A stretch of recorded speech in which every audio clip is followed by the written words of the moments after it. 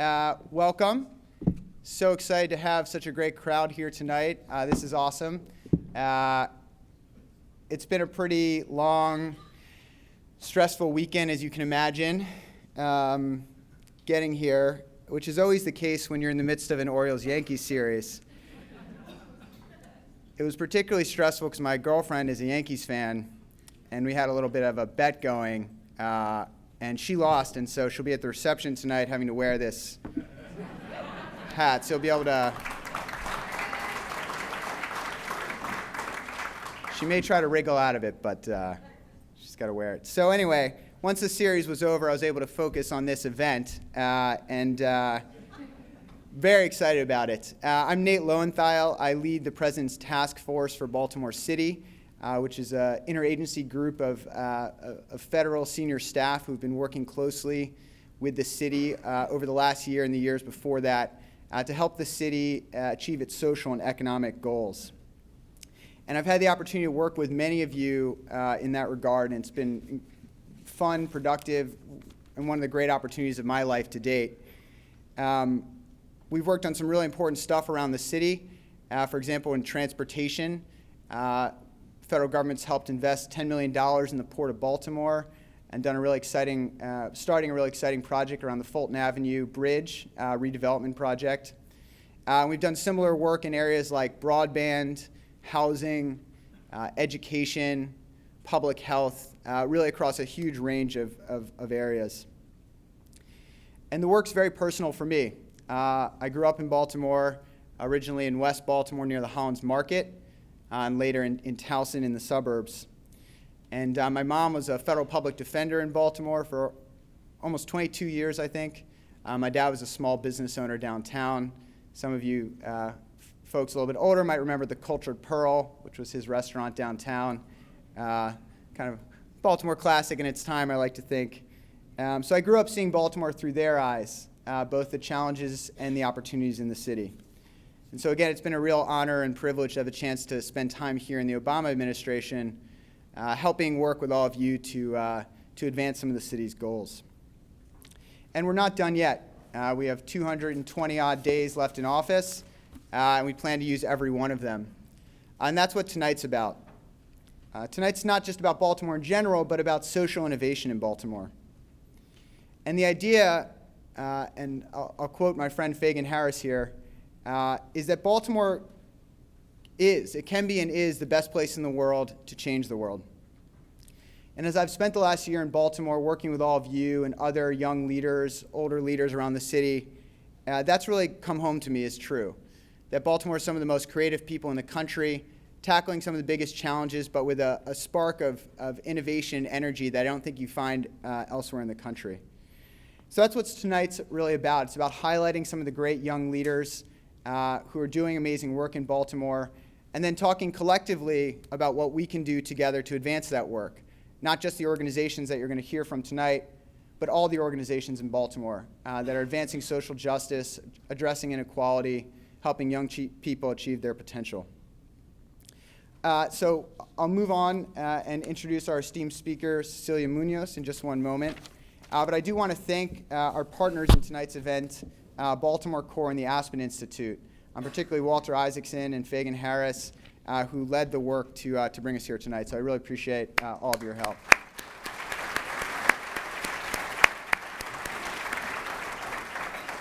It's now my great honor to introduce Cecilia Munoz, who is an assistant to the President and the Director of the Domestic Policy Council here at the White House, which coordinates domestic policymaking for the administration. Prior to this role, she served as Deputy Assistant to the President and Director of Intergovernmental Affairs, where she oversaw the Obama administration's relationships and work with local and state government. And before joining the administration, she served as the Senior Vice President for the Office of Research, Advocacy, and Legislation at the National Council of La Raza, the nation's largest Latino civil rights organization. More broadly, Cecilia is just someone who fights every day for the values that we all care about and brings enormous energy to this building. It's really an honor to have her here tonight.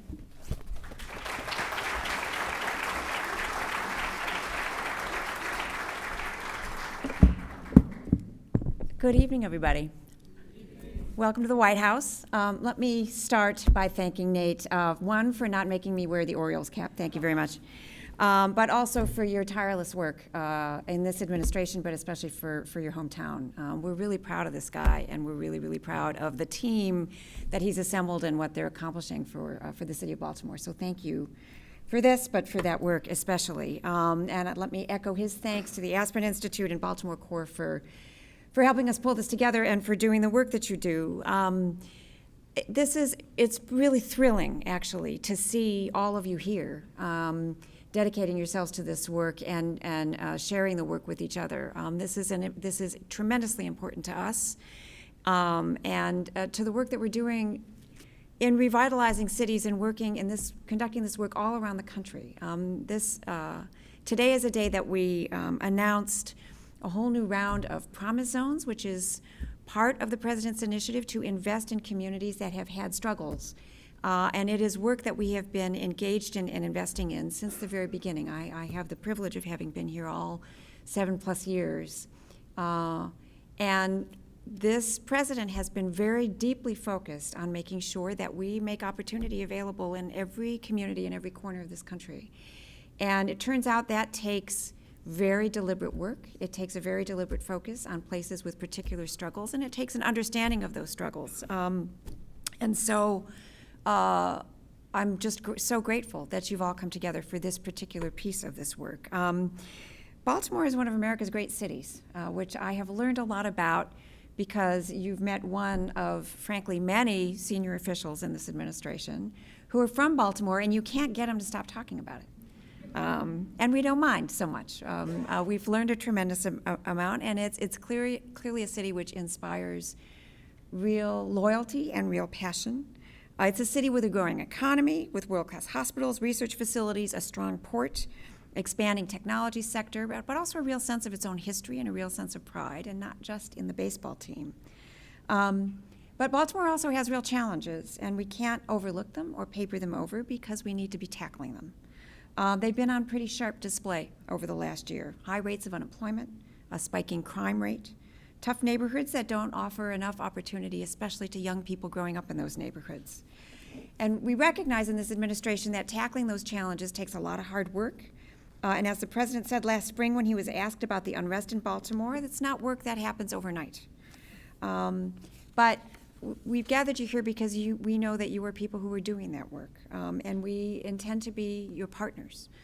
So we want to use this evening to have a conversation about what the solutions are that can really help make sure that opportunity is available all across Baltimore in every corner of that city. And we understand that part of that solution has to come from government. That's why we have Nate. It's why we have the team that Nate has assembled, and why we're working in such close partnership with city leaders, with City Hall. We've made pretty big investments in Baltimore. For example, over the last year, we've worked with Mayor Rawlings Blake and with One Baltimore to create job pathways for young people by launching Tech Hire, a new workforce development program, and investing $5 million in workforce demonstration projects through the One Baltimore for Jobs initiative. We've made big investments in infrastructure by awarding a Tiger grant of $10 million for infrastructure around the port, $4 million for redevelopment projects in West Baltimore around US 40.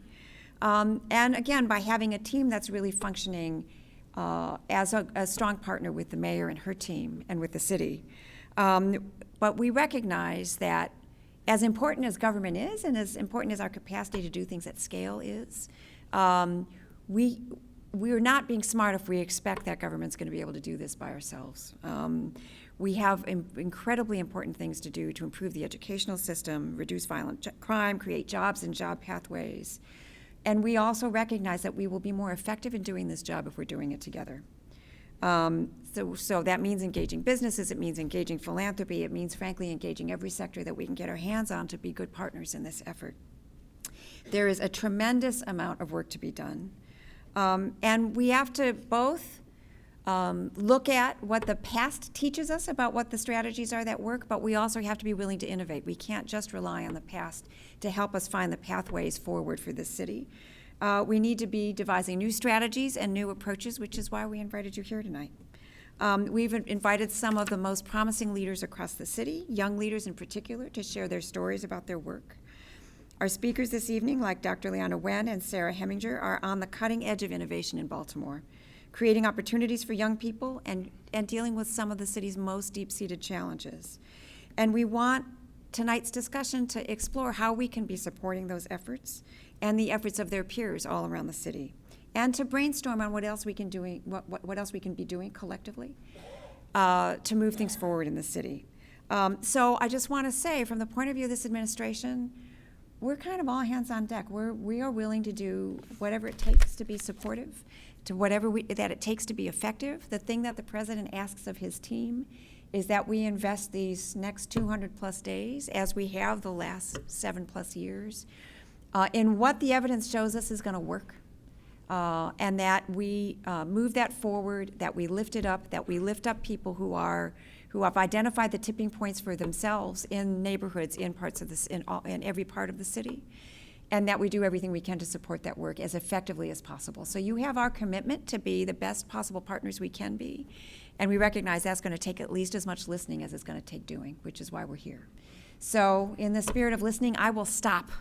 But again, not before again saying thank you for everything that you're doing. You're really the hands and the hearts and the minds that we rely on if we're going to be effective on our piece of the work. So we thank you for that. We thank you for the work tonight, but we especially thank you for the work that's still to come. Thanks. Back to you, Nate.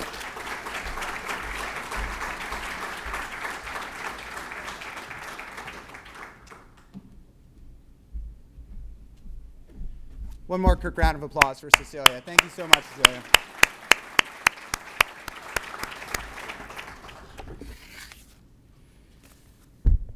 So we're now going to move into the section of our program of lightning talks. This is, again, an opportunity to hear from some of the most creative young leaders in the city about the great work that they're doing, both in city government and in the social sector. These are just some of the examples, I think, of the fantastic work in the city, but examples that speak to the promise of Baltimore and the opportunities for innovation. We've included biographies of all of our speakers in the packets that you should have received, so we're not going to go through those in detail. We'll just have the lightning speakers come up one by one. But I did want to say a quick word about my friend, Dr. Leanna Wen, who, as you all know, serves as the health commissioner for Baltimore City and has been a true champion for the city. As many of you know, Dr. Wen is a leading national figure on public health. She's undertaken some of the country's most creative initiatives. Her fight against opioid addiction and overdose, for example, is really setting the gold standard for how a public servant can tackle a seemingly intractable problem. She's brought a lot of ideas, new and new energy to what I believe is the country's oldest public health department, and advanced a simple but I think vital idea, which is that you can't separate public health from every other public concern, that they're intertwined. So we're very excited to have her here tonight, Dr. Wen.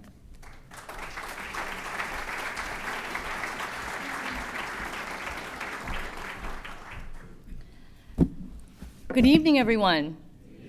Good evening. I have to say that it's a bit surreal to see all of you here, because I know all of you from lots of different places in Baltimore, and this is Smaltimore in the White House. So anyway, it's great to see you all here. Thank you to the Obama administration, the Aspen Institute, Baltimore Core for allowing us to showcase today the Baltimore that we know and love.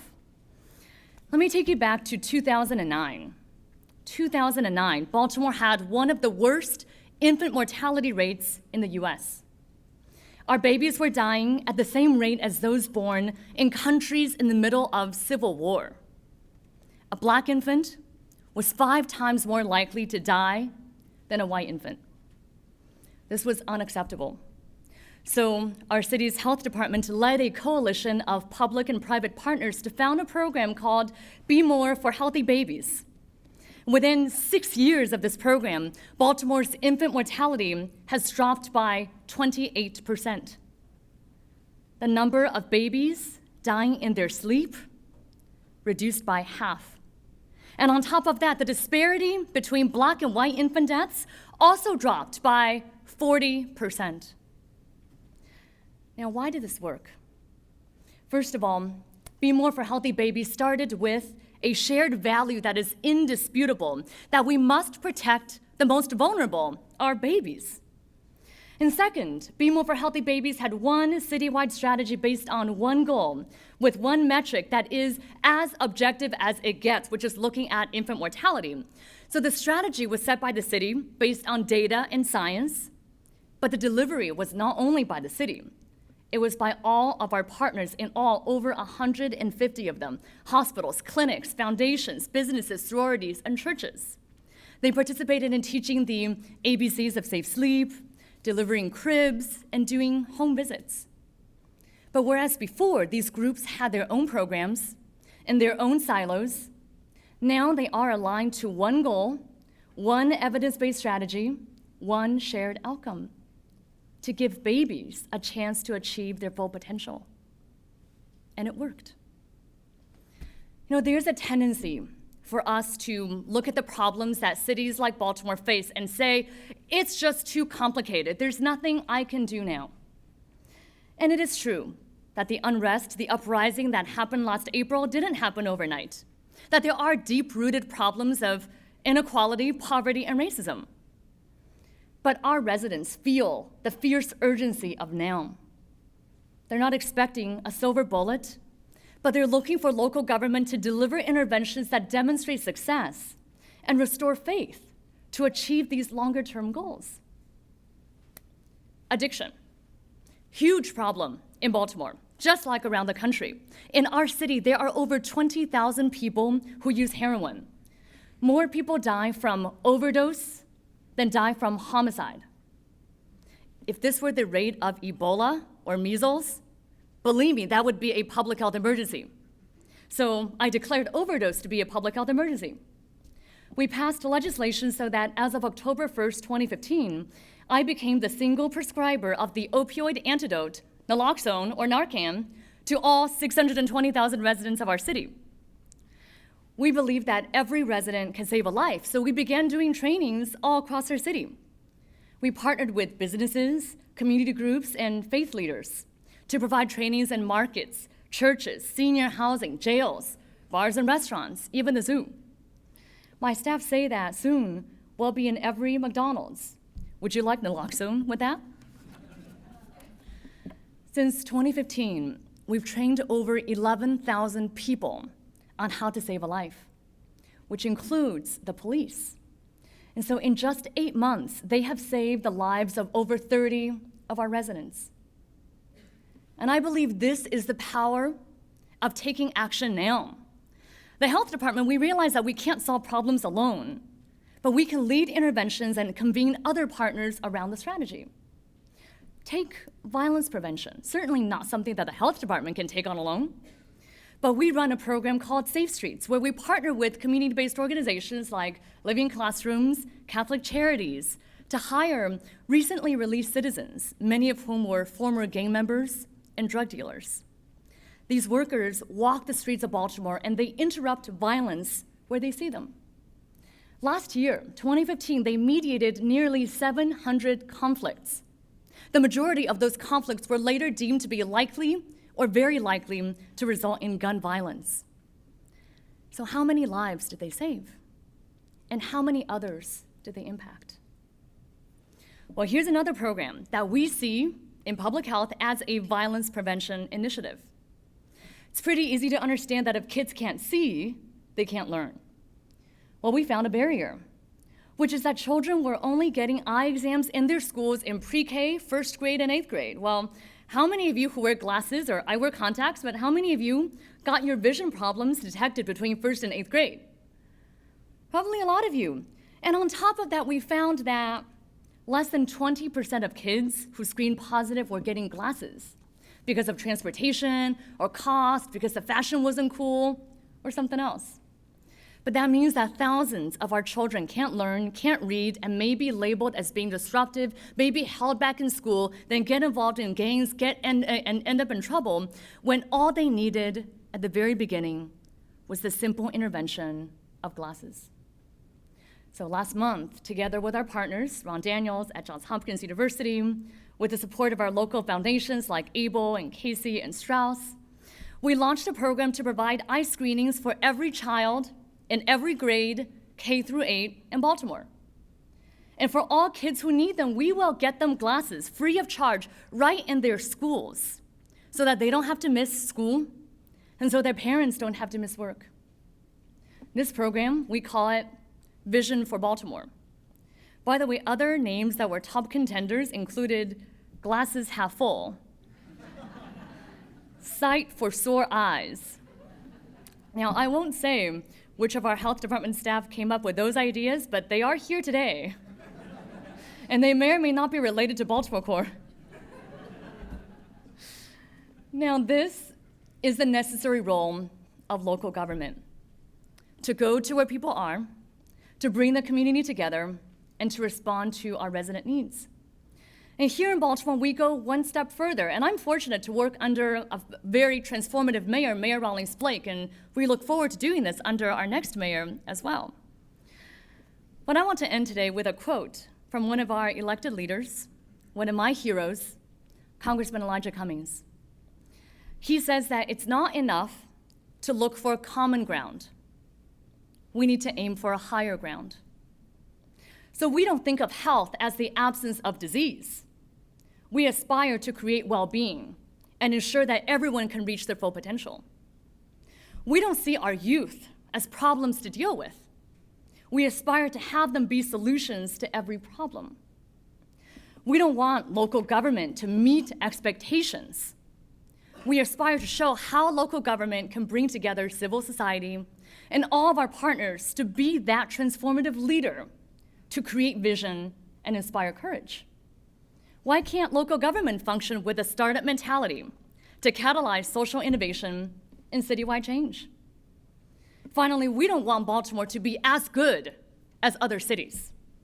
We aspire for Baltimore to be the model, the bright spot that others look to around the country and the world. We are doing that now. Thank you for the opportunity to share our work.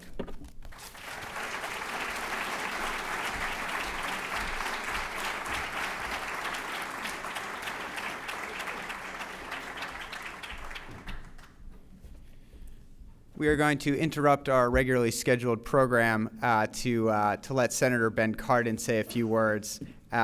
Third-generation Marylander, Ben Carter's been a national leader on healthcare, retirement security, the environment and fiscal issues while representing the people of Maryland in the U.S. Senate, before that in the House of Representatives. You all know him better than I, so I will welcome him up to the stage. Really an honor to have you, Senator Cardin. Thanks for being here.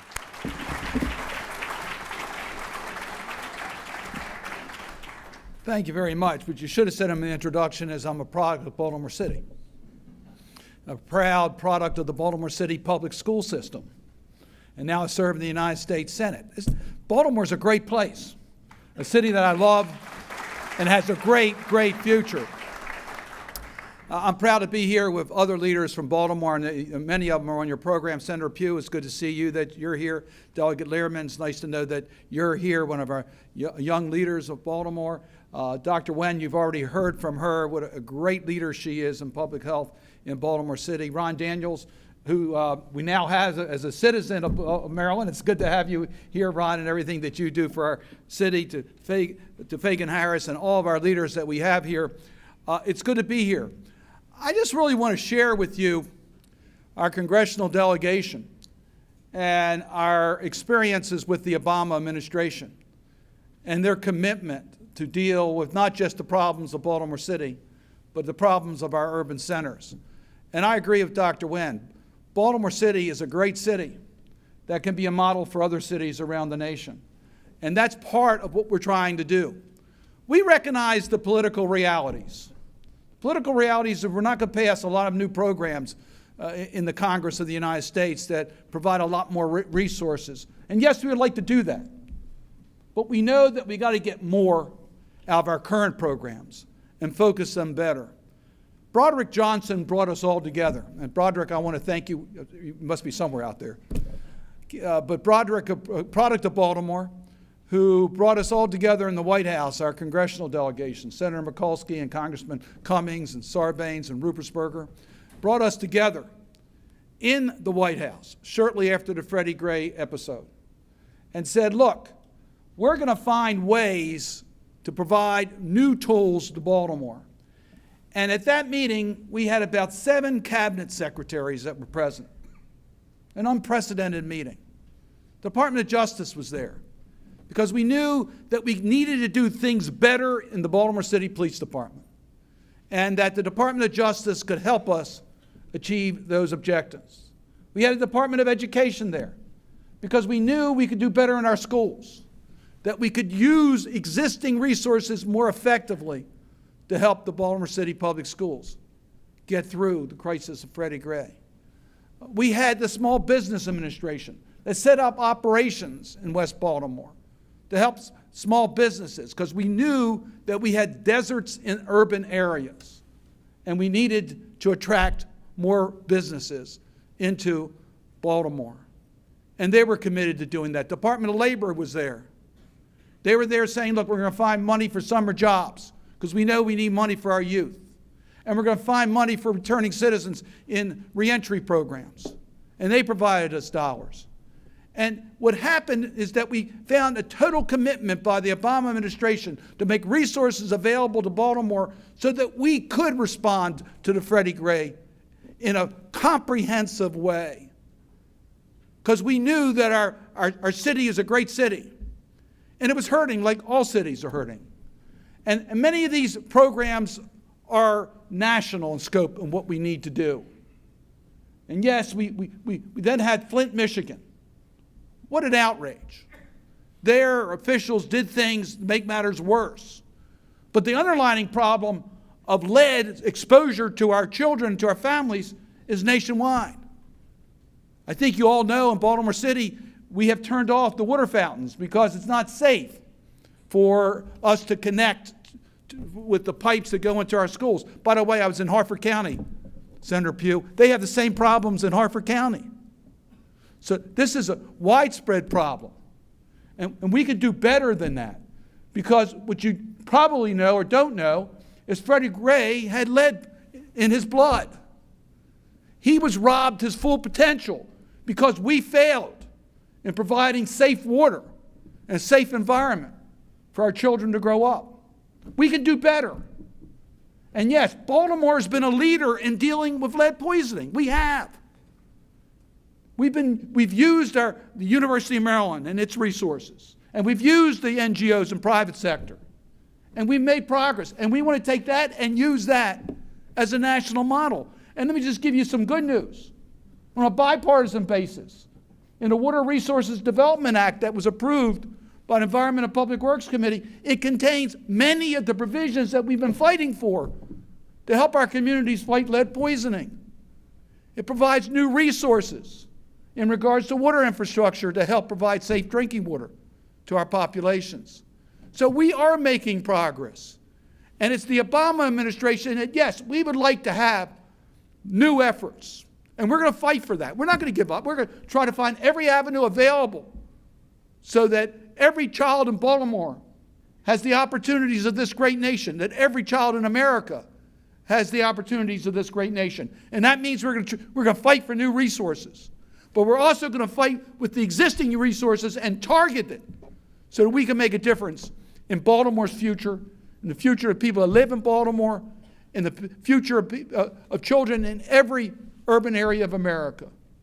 So thank you again to the Obama administration for bringing us together so that we can continue our effort on Baltimore, but that we also can be leaders to help America meet its challenges. It starts with what we're doing in Baltimore, but it must be a program that can help all of our families in America. I'm proud of the people in Maryland that are in this room, and thank you for what you do every day. I'm proud to represent you in the Senate, and I bring you the strong support of your federal congressional delegation. Thank you.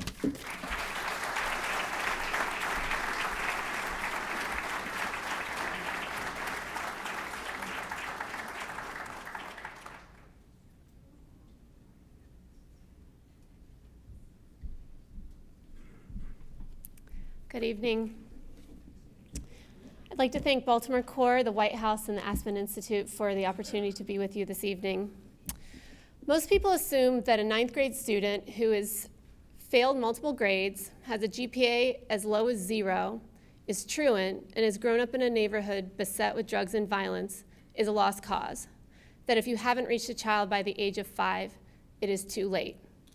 As a neuroscientist and as someone who has spent the last decade getting to know our young people in Baltimore City, I can simply tell you that that is not true. And I'm going to share with you how THREAD is both supporting our students in beating the odds and changing the odds for all students in Baltimore. THREAD's approach is unprecedented. We enroll 9th grade students who rank academically in the bottom 25% of their class and are facing seemingly insurmountable challenges outside of school, ranging from homelessness to having a parent who is deceased or incarcerated. Once enrolled, they remain in THREAD for a decade. Yes, longer than your average American marriage. And importantly, once they're in, they can't get out. We lovingly joke it's like a gang or a sorority. Once we're family, we're family. In THREAD, each student is given a group of up to 5 volunteers, a group of adults who do whatever it takes, whether it's packing their lunches or giving them rides to school, taking them to an O's game on a Saturday, helping them find a place to live. If you would do it for your own child or for your niece or your nephew, we do it for ours. And it is our unique volunteer structure that allows us to make this enduring 10-year commitment to doing whatever it takes. 12 years ago, I met a young man named Maurice. His mom, a heroin addict, unable to take care of him, decided that at the age of 13, she would abandon him on a street corner. Unsure how to fend for himself, he fell into a life on the streets, selling drugs and doing whatever it took to survive. When I met him as a freshman, he was failing out of school, and more concerning, was in real danger of ending up dead or in jail. So I started with the basics. I would give him a ride to school. He would go and play basketball with my husband on the weekends. When he didn't have a place to stay, sometimes he would stay with us. We even went on a camping trip in January with 8 inches of snow on the ground, where our biggest argument was whether or not he could bring his gun. Years later, after many, many rides to school, many camping trips, and many weekends playing basketball, Maurice began to progress. He not only graduated from high school, but 2 weekends ago finished his bachelor's degree at Coppin State University.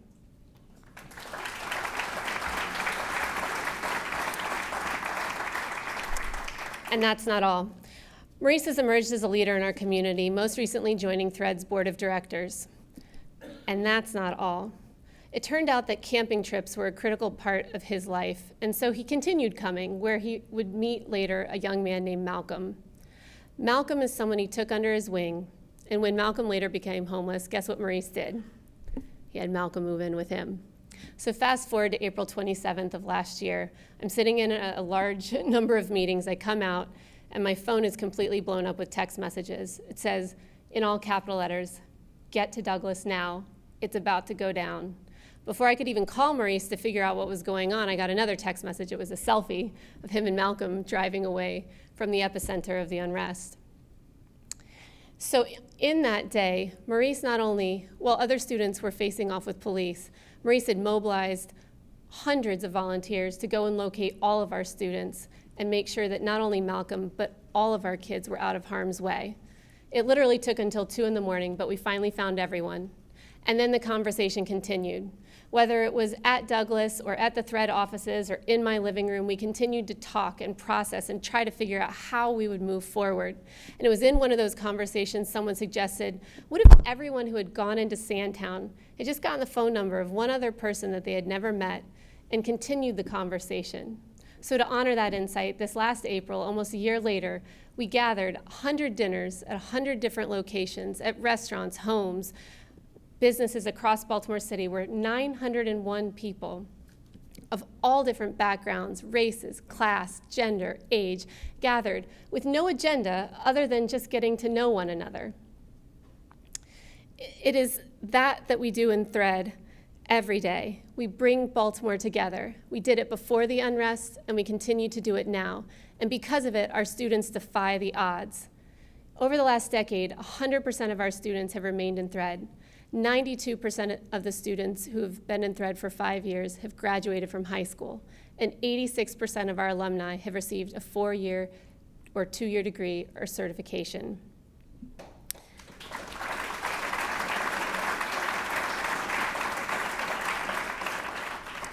So what's next?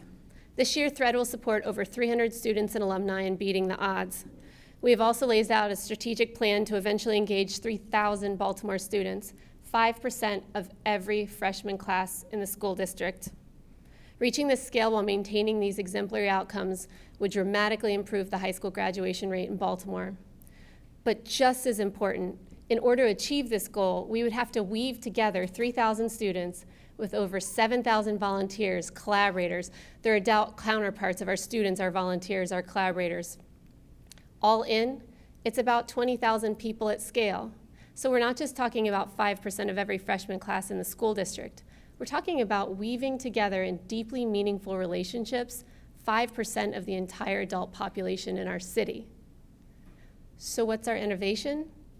It's realizing the promise of the civil rights movement to bring together a city in an integrated fashion where you have a diverse, inclusive, and equitable society where all people thrive. So a gang or sorority, however you look at it, we are a group of people bound by transformative experiences. So how do we do this? How do we build relationships across lines of race and class when our city is often so divided? Well, it's simple.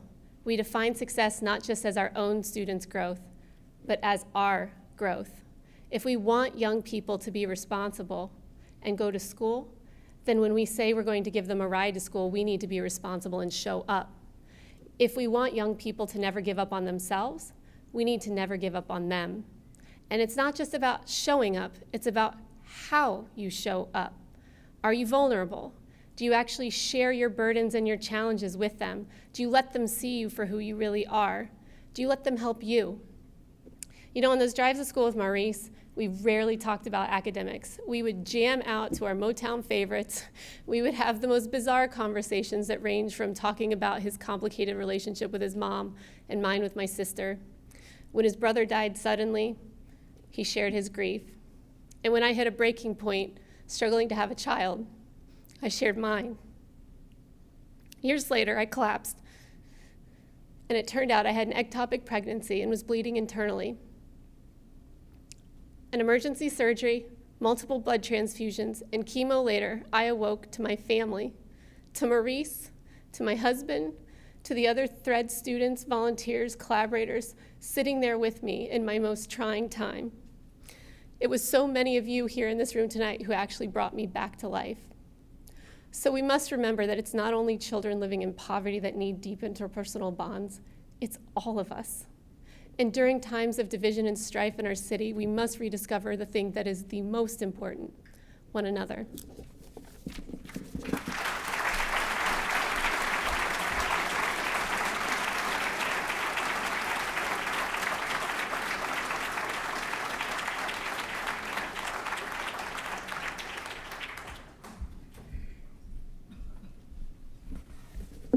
Hello, everyone. First, I want to thank everyone for coming out. It really is a pleasure to be before you among so many leaders from Baltimore City and beyond. I'm going to talk a little bit about myself and a lot about an organization that I'm proudly affiliated with, called the Merit Health Leadership Academy. As a youth growing up in Detroit, Michigan, I faced many of the challenges that many inner city children face today. Achieving my dream of becoming a medical doctor seemed far-fetched and unattainable.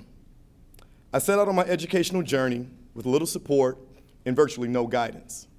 I was born to 16-year-old parents who did their very best to guide me, but I reached a certain age and they told me, "We don't know what to tell you from here on out." My personal road to success was long, unnecessarily difficult, and full of setbacks. This road became even more difficult after my father was murdered during my first year of medical school. Although I achieved my goal of becoming a physician, as I look back, I realized that I never had a teacher or a mentor who was truly invested in me. My teachers cared about me. They wanted me to do well, but they weren't invested in me. My success or failure wasn't personal to them. One day around 2008, I believe, I arrived home from the hospital, turned on the TV. I believe it was CNN. And they were doing kind of a state of address for inner city schools at the time. And they profiled many school districts across the nation, but one of the districts they focused on was Detroit, Michigan. Now, I consider myself a California kid, but I was born and lived in Detroit for the first 10 years of my life. And it really made me think back to my own upbringing and when I didn't receive the support that I desperately needed. I became angry, incensed, didn't know where to turn to at the rates of graduation and the lack of resources that were evident in those public schools. At that time, I decided to take a leap of faith. And something I don't really share a lot, but I'm inspired to do so by the words we've heard thus far. It was around this time that I actually lost my first child. My son was born prematurely at around 26 weeks, and I watched him struggle and suffer for his life and struggle and try to save his life for about 4 months before he eventually passed on. And at that time, I really began to think about my own life. Why am I here? What is my purpose? I was a physician and I reached my goal, but I wasn't really happy. I wasn't really making the impact that I thought that I could make. But I always was tied into education, and those close to me always told me that my true calling was in education and teaching. So at that time, I stepped out on faith, left clinical medicine, and began the next phase of my career teaching science and running a biomedical program at Western High School in Baltimore City. My work as director of the biomedical program led to a partnership with now Dr. Tyler Maines, the founder of Merit, the Merit Health Leadership Academy. When I was offered the opportunity to become the Chief Education Officer of Merit, I jumped at the opportunity. Merit was founded 5 years ago, and our mission is to eliminate healthcare disparities by transforming underrepresented high school students into healthcare leaders. To that end, Merit creates a holistic support system to change the trajectory of our scholars' lives. 30 sophomore high school students are recruited into Merit each school year based on academic achievement, career interests, and potential for growth. All of our Merit scholars attend public schools in Baltimore City. But what truly sets Merit apart, and I think it's a common thing that you're hearing, is our long-term commitment to our scholars. We too, I guess, could be considered a gang. While many programs are touch and go and work with students for a summer, maybe through high school, they really didn't depend on someone or a program to pick the students up in college and lead them the rest of the way. With Merit, we are truly a longitudinal program. We support scholars from sophomore year in high school, through college, through graduate school, until you reach your end goal of becoming a public health professional, a medical doctor, or a nurse. We believe that this longitudinal approach will truly help us create a strong STEM pipeline that will result in an increase in the number of underrepresented health professionals in Baltimore City. Once accepted into the program, you have us for life. Free SAT tutoring, 4-hour sessions every Saturday at Johns Hopkins University School of Medicine during the school year, paid summer internships, help with college application, FAFSA workshops with parents, just highlight some of the few things that we offer to our students. We believe that the best way to combat health disparities that we see in Baltimore is to create this pipeline of people of color that are truly healthcare leaders. So are we successful? Well, 100% of our scholars were accepted to 4-year colleges and universities the past 3 years. We have a 100% retention rate the last 4 years. Our students' SAT scores rise nearly 200 points after formal guided instruction. And more than 70% of our scholars are awarded merit-based college scholarships. So I think it is working. We are truly making a difference. I could literally talk about Merit all day, about the work we're doing and our commitment, our accomplishments, and our goals, but I think the proof is in the pudding. And one example can be seen in our current Merit scholar, Khalid. Khalid was born and raised in Baltimore City. Khalid is currently a graduating senior, but when he entered Merit, he had a 2.28 GPA and an uncertain future. Khalid recently graduated last week with a 3.5 GPA from Dunbar High School in Baltimore City.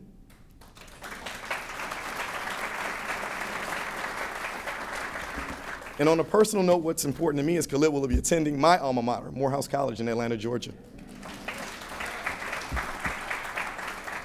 Catalyzed by his experience in Merit and the violence he witnessed in his community, Khalid plans to become a trauma surgeon and return to Baltimore to do good work. The success of Merit scholars is something that is extremely personal to me. It's extremely personal to me. I'm invested in our scholars in ways in which no one was really invested in me. Less than 6% of physicians are currently African American, and I have firsthand knowledge of the challenges our scholars will face. Merit exists to help our scholars overcome these challenges And with your help and support, we can continue to build bridges to success. Thank you for the opportunity to discuss Merit Health Leadership Program. I look forward to meeting and collaborating with you all moving forward. Thank you.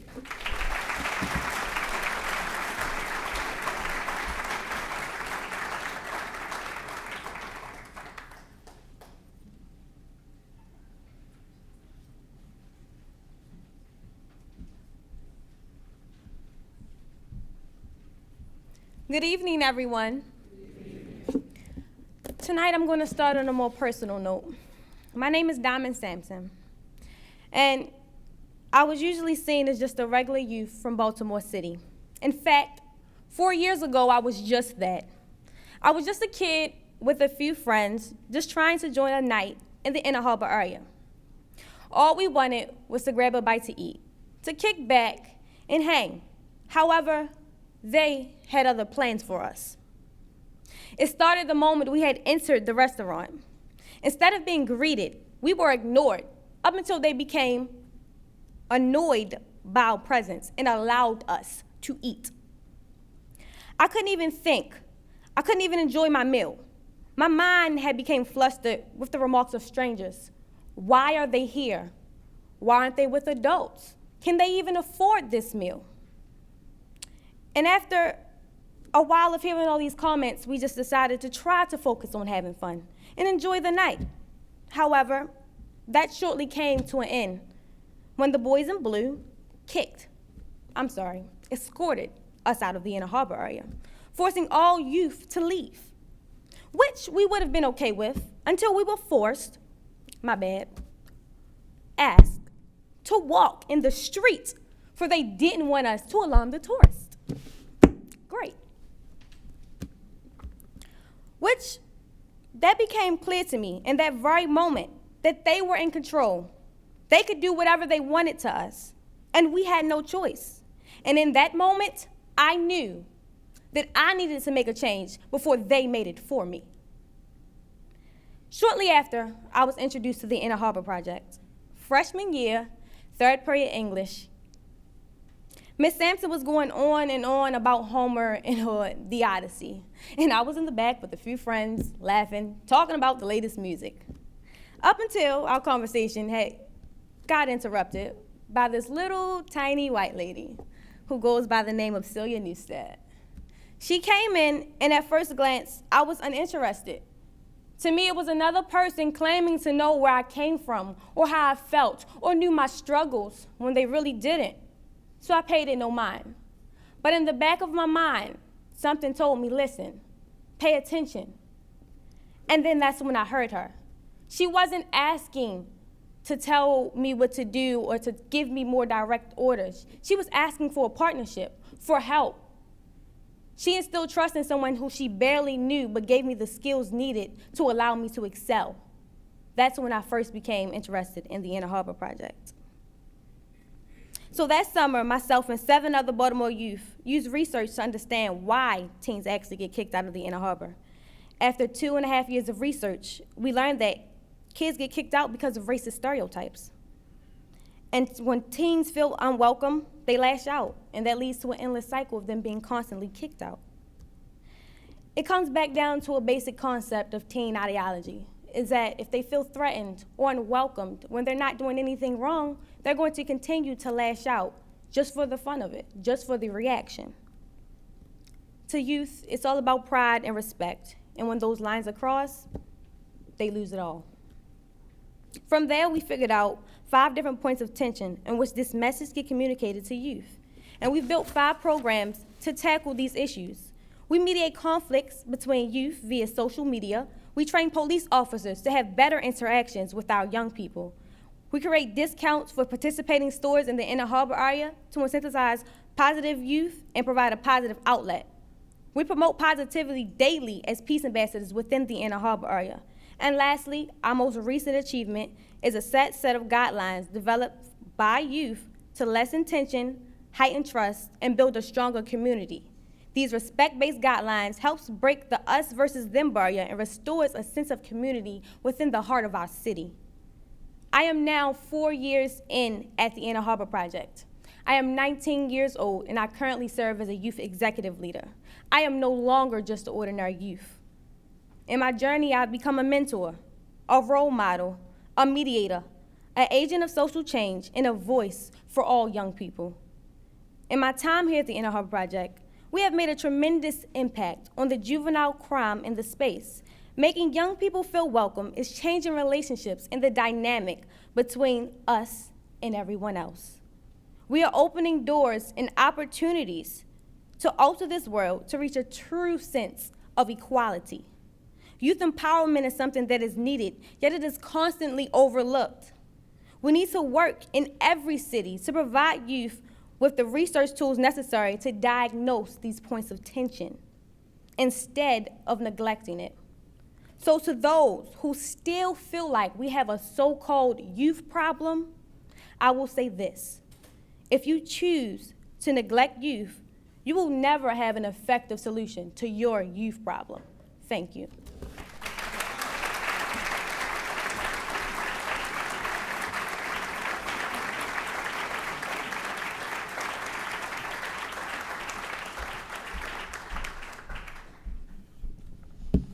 Good evening, everyone. My name is Charlotte James. I am a Baltimore Core Fellow and the Communications Director for Code in the Schools.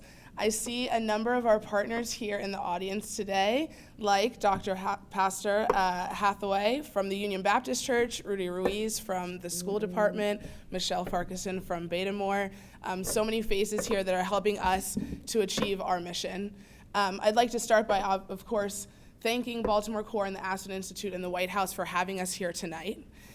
Code in the Schools was born because we saw an opportunity to create opportunity. Code in the Schools is a Baltimore City-based nonprofit that works to expand access to computer science education and job training to underserved and underrepresented youth. In the United States, 9 out of 10 parents want their students to be learning coding and programming and computer science principles, but unfortunately only 1 in 4 schools nationwide is able to offer that programming. As you can imagine, a very small number of those students reached are women and students of color. Through a wide range of programs, including in-school instruction, after-school programs, summer camps, a partnership with the Mayor's Office of Employment Development where we'll be employing 80 youth workers this summer, and professional development for teachers so that we can spread our knowledge even further. We are changing the face of the tech sector. We are changing people's perceptions of who can and should be included in these innovative careers. By the year 2020, it is expected that there will be 1 million open jobs in the computing fields. This is a $500 billion opportunity, and a $500 billion opportunity that Baltimore City and Baltimore City youth cannot afford to be excluded from. Not all tech moguls and tech geniuses look like Steve Jobs or Mark Zuckerberg. Many of them look like Kaylin and Marissa, who are standing next to me, and are both graduates of Code in the Schools Prodigy program.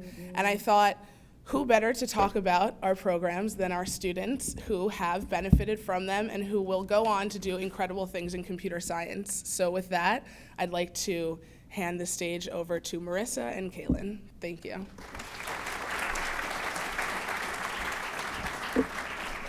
Well, good evening. I am Marissa Bush. I am a recent graduate of the Prodigy program.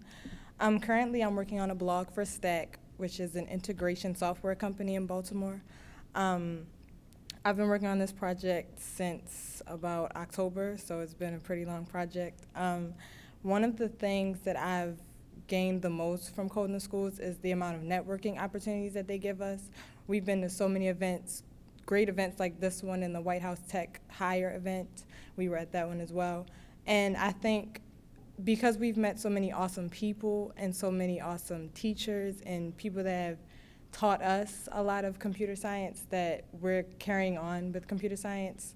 Like, I'm going to Morgan State University on a full scholarship to study computer science.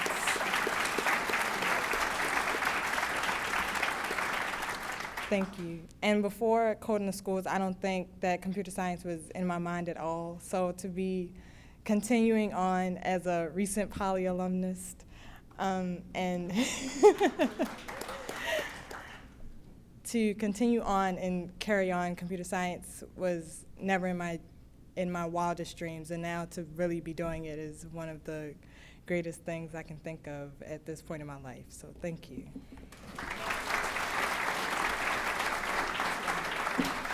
Hello. Everyone can hear me, right? Okay, I'm just checking. I'm Kaylin Alexander. I am a recent graduate of Western High School in Baltimore, Maryland. And thank you. I think that the Prodigy program has helped me a lot. It's expanded my interest in computer programming and computer science.